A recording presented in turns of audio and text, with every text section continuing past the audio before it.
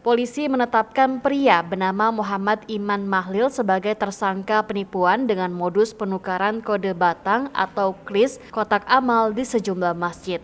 Penetapan tersangka tersebut disampaikan Kabid Humas Polda Metro Jaya, Kombes Truno Yudo Wisnu di Mapolda Metro Jaya pada Selasa 11 April 2023. Sementara itu, Direktur Reserse Kriminal Khusus Polda Metro Jaya, Kombes Auliansyah Lubis menyebut atas perbuatannya Iman Mahlil dijerat pasal berlapis terkait penipuan dan informasi transaksi elektronik. Adapun ancaman penjaranya, kata Auliansyah, di atas 5 tahun. Namun, dari beberapa tempat yang sudah ditempel oleh bersangkutan, itu ada 38 titik.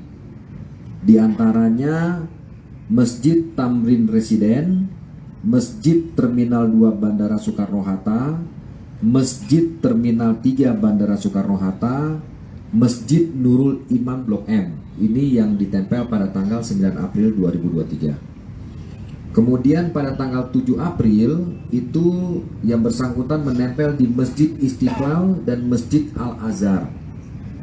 Kemudian di tanggal 6 Maret yang bersangkutan menempel di Masjid Nurullah Kalibata.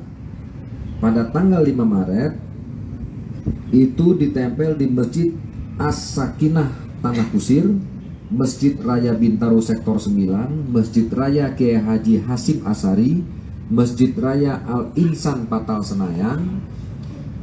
Kemudian di tanggal 4 April 2023 itu ada di Masjid Raya Bintaro Nurul Hidayah, Masjid Al-Iksan Kerinci, Masjid Cunyadin Johar, Masjid Agung Sunda Kelapa, Masjid Al-Ihsam, Masjid Cut Mutia Menteng, Masjid Al-Bakri Taman Rasuna, Masjid Jami Ar-Rahman Kuningan.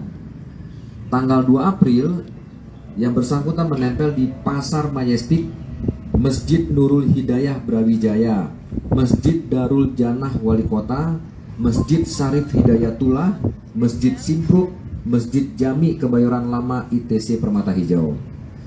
Pada tanggal 1 April yang bersangkutan menempel di Masjid At-Taqwa Sriwijaya, BSI Pondok Indah, BCA Majestik, BS Majestik, BSI Radio Dalam, BSI Panglima Polem, ATM Galeri Ayam Bulungan dan UNP, BCA Grand Wijaya, BSI Fatmawati, Masjid An-Nur Gor Bulungan, SPBU Pejombongan. Kemudian juga ada di beberapa tempat lainnya di masjid atau mushola, antara lain yaitu Pondok Indah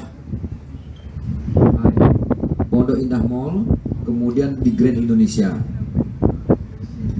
Nah, bagaimana cara yang bersangkutan itu menempel?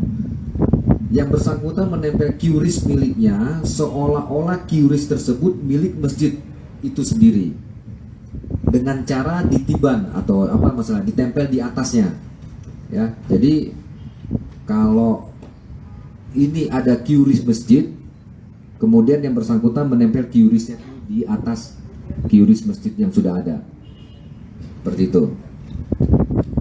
Kemudian ada juga yang ditempel di sampingnya QRIS yang sudah ada, atau menempel di tombok lain yang berbeda-beda dari QRIS yang sudah ada, atau menempel di tempat yang baru yang belum ada QRIS-nya.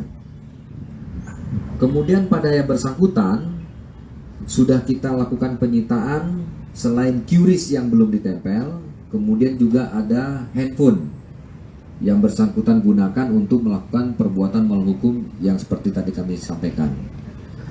Nah, pada yang bersangkutan akan kita kenakan yaitu